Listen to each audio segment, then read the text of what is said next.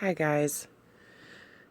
God bless you guys. So, I wanted to share a couple dreams I had, and I think that they're pertinent to kind of what's going on YouTube, the attacks against grace, and preachers that are backloading, people that are teaching and backloading works that are coming against the grace community.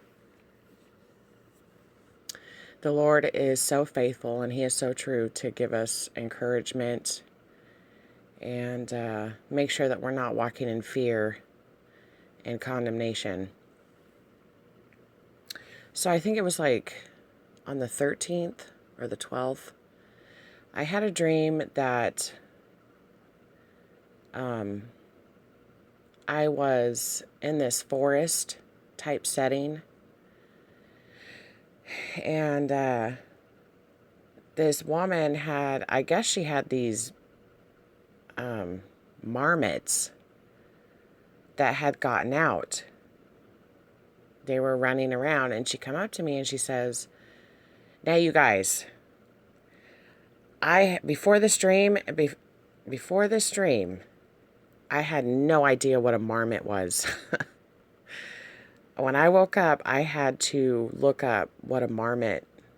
I had no idea if there was any such thing as a little animal called a marmot. So I'm like, okay, yeah, the marmots are out. Okay, so and there's other people there too. They're looking for the marmots. They're trying to gather these marmots up. And so we're walking through the woods and looking on the ground. There's marmots running everywhere. People are walking everywhere. They're trying to gather these marmots up. And all of a sudden, I see this skunk approach me down the trail. And it gets a few feet away from me and it stops up and looks at me. And I'm like, oh, you're not going to spray me. And this other guy like screams and it starts going after him. And what I do is I look up and I jump up because there's like this cleft in this rock. Now Jesus is the cleft of the rock. I leap up and I grab on to all these big roots that are hanging out on the side of this cliff and like an indenture. And I'm holding on to these roots and I'm probably like 20 feet off the ground or something. I'm looking down and I'm watching all this unfold. These marmots are running around and the skunk is going around spraying all these people. And they're all screaming, "Hey, the skunk." And I'm sorry, it's just funny. Because it's like what's happening right now on YouTube. These people are coming over, attacking, trying to spray us with this stinky doctrine. And it's just putrid. And the only way to get okay, I'm from the country. So if one of our dogs got sprayed by a skunk, the first thing they tell you, everybody would say to do is you give it a tomato bath to get the stink out. Well, in our dreams, tomato represents grace. In my dream, tomato represents grace. So the skunk is going around, is representative of people that are in this doctrine that doesn't save you. It's a works-based salvation. And they're getting sprayed. The skunk is spraying everybody. They're screaming, running around. The marmots are running around. The marmots and the skunks are like in cahoots. And I'm just hanging there in the cleft of this rock, hanging onto these roots. Now, Jesus is the roots. He's the roots. He's the bright and morning star. And then the skunk runs away, and I drop back down, and I see this marmot go by. And so I grab the marmot. Now, it's pretty big, you guys. Probably like the size of a chihuahua or something. Like a terrier chihuahua, I don't know. But I have it by the back of the neck, or like in the front of the neck or somewhere, and I start walking back up in the trail, and it starts to bite my finger, starts to bite my hand. And your hand represents feeding, you're giving someone something, your hands do all kinds of things. I was biting my hand, and it's about ready to draw blood. And I was talking to this marmot, and I said, you better stop. I said, don't bite any harder. And it was looking at me, and I said, you better stop. And then I got really serious, and I said, if you keep biting my hand, I will snap your jaw in two. Now, these marmots are representing people that are attacking the grace. They're representative of they're like little ground squirrel rodents or something. They all flock together in communities. These marmots do, and they hibernate underground. And I said, I will snap your jaw in two. And I took my finger and I wedged it between his little rat-looking teeth. And I started to push his top of his jaw back, all the way back. Now, am I really going to snap this little animal in real life? No, it's symbolism. Only God could do that. Only God could shut up the jaws or break the jaw of through the truth of the word, could shut someone up and make them realize that what's coming out of their jaws is false.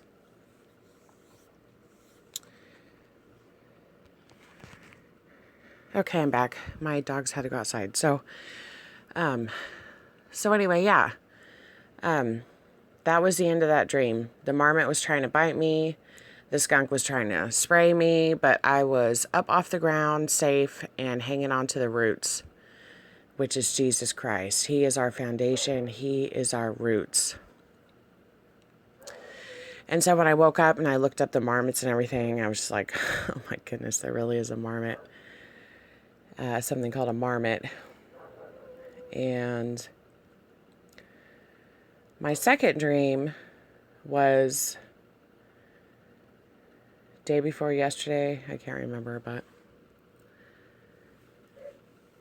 my second dream was about my ex-husband. Now, when I was with my ex-husband, I was a Pentecostal, and we had this house together for a long time, and we lived on Church Street. So when the Lord shows me about this house, He's talking about the church, not my church, not the Grace Church.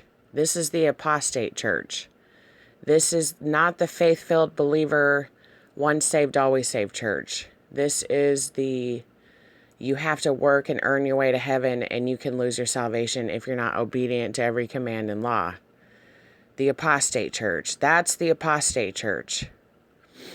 The Lord has shown me over and over and over again, many dreams, audibles, visions.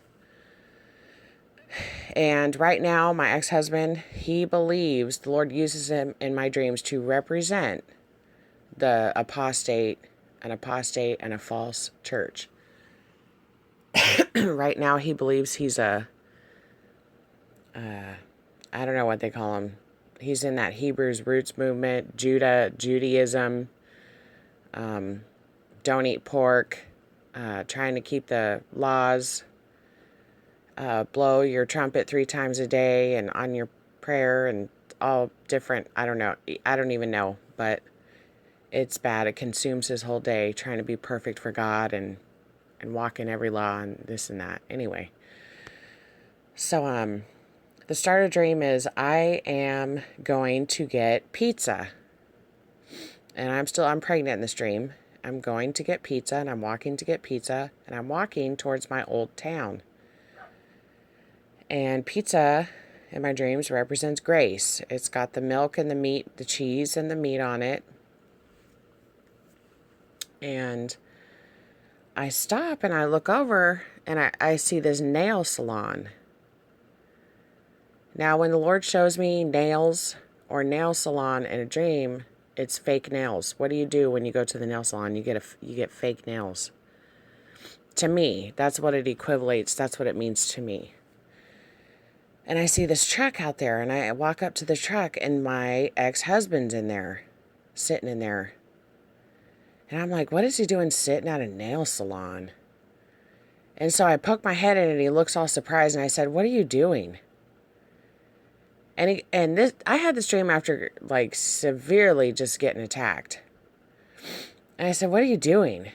And he goes, I got 2 girls inside. They're my girlfriends.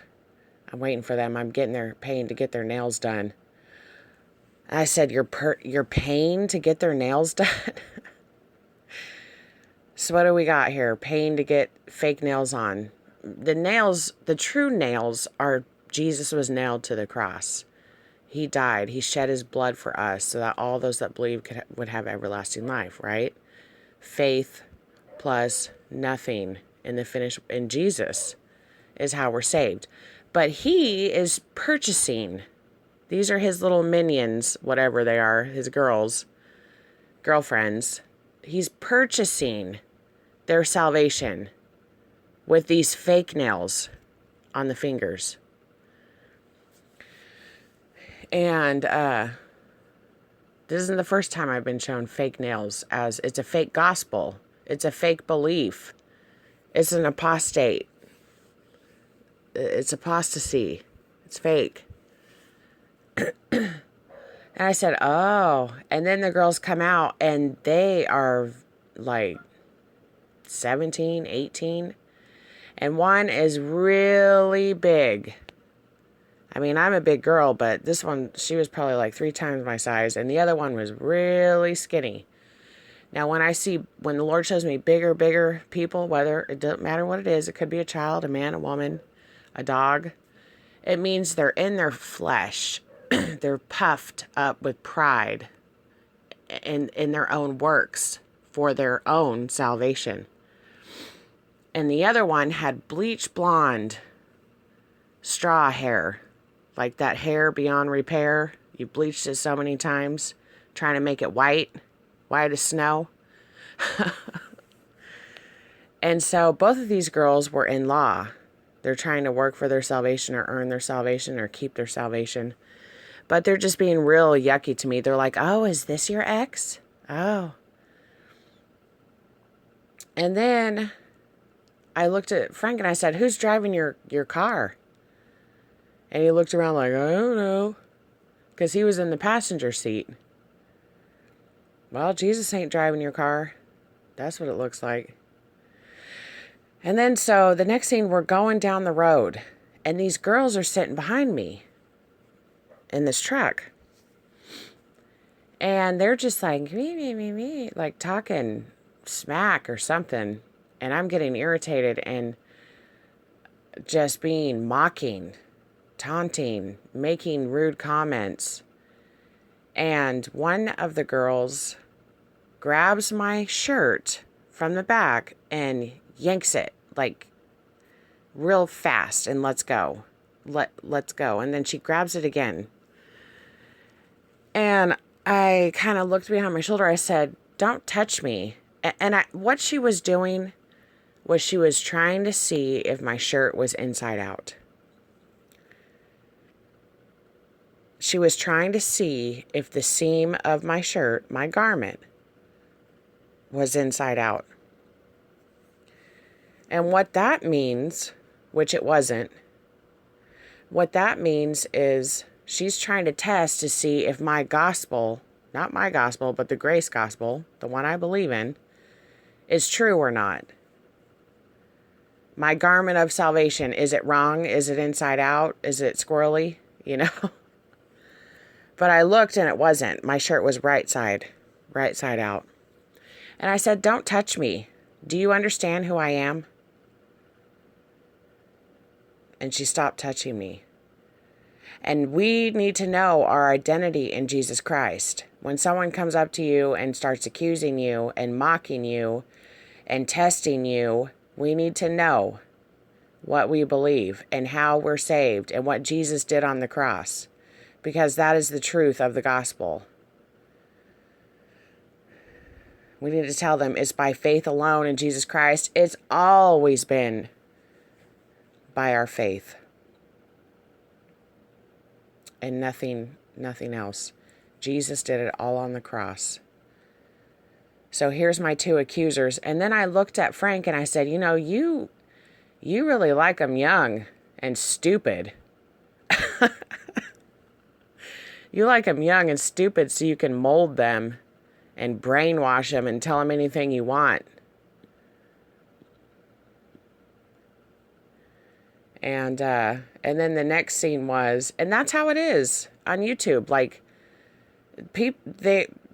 baby Christians, they listen to all these people, put all this fear into them and heap all these things onto them. And they tell them, God told me to tell you this. And it's like, it'll damn you to hell. And it's like, really? That's not what my Bible says. You're reading your Bible wrong. That's not what God told me. God told me we're saved by faith alone in Him alone. And you can't add to the finished work of the cross.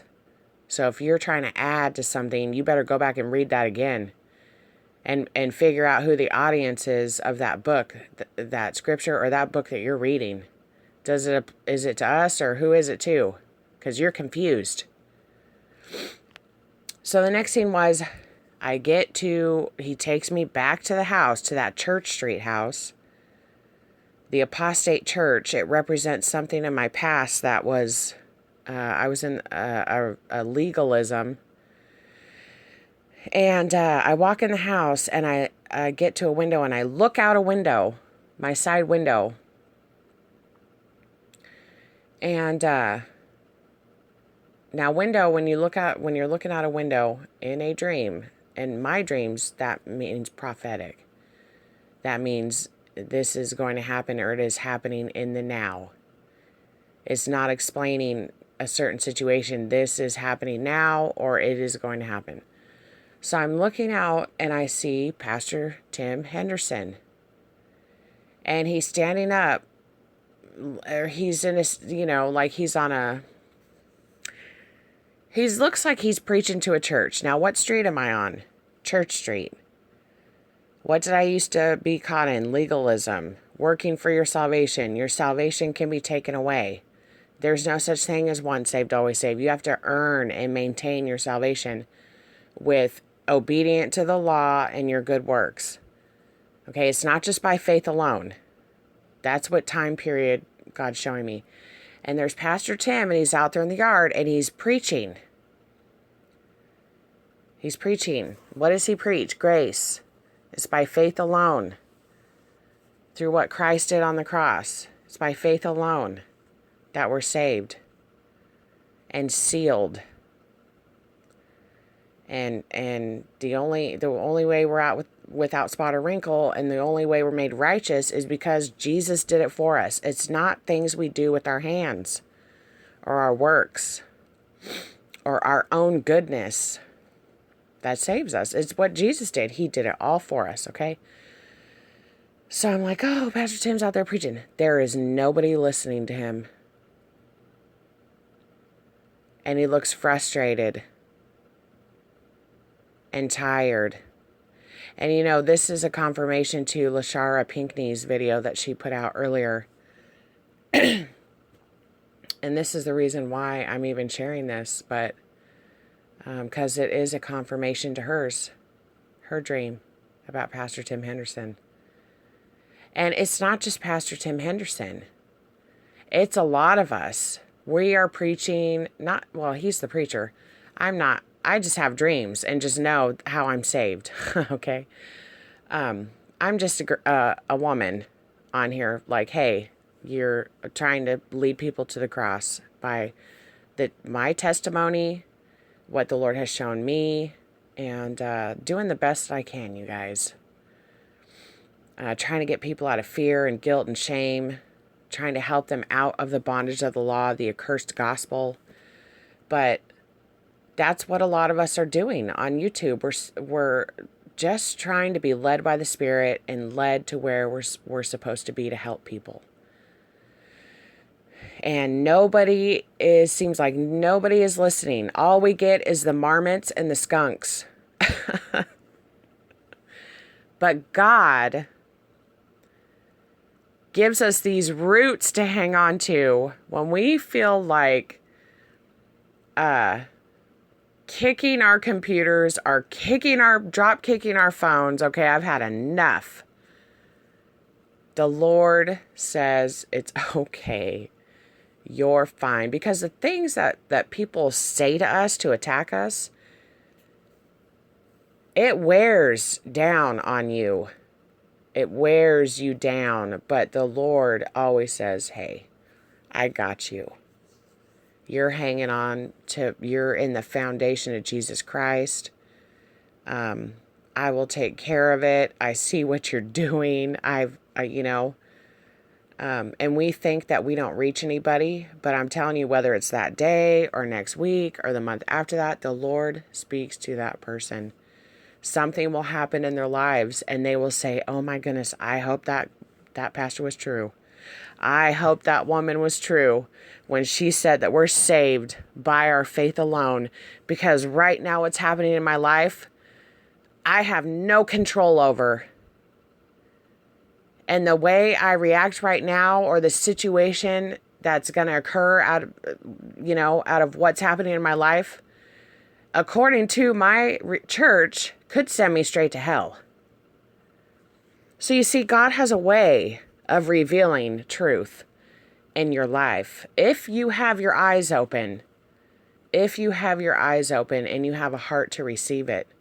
Because God did not come down to cast everybody into hell.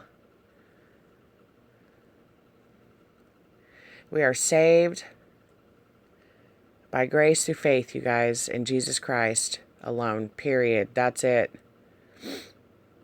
If anyone's trying to add to the finished work of the cross, if anyone's trying to take words and change their meanings to suit working for your salvation, if anybody is saying you had a dream, saying God told them this or that, and it does not add up to grace, then it's wrong. It's wrong. They had a condemnation dream. They're being condemned in their flesh and in their mind, and it's producing dreams because they're still in law. The mind of the spirit and the mind of the flesh, they're two separate, and they're constantly at war.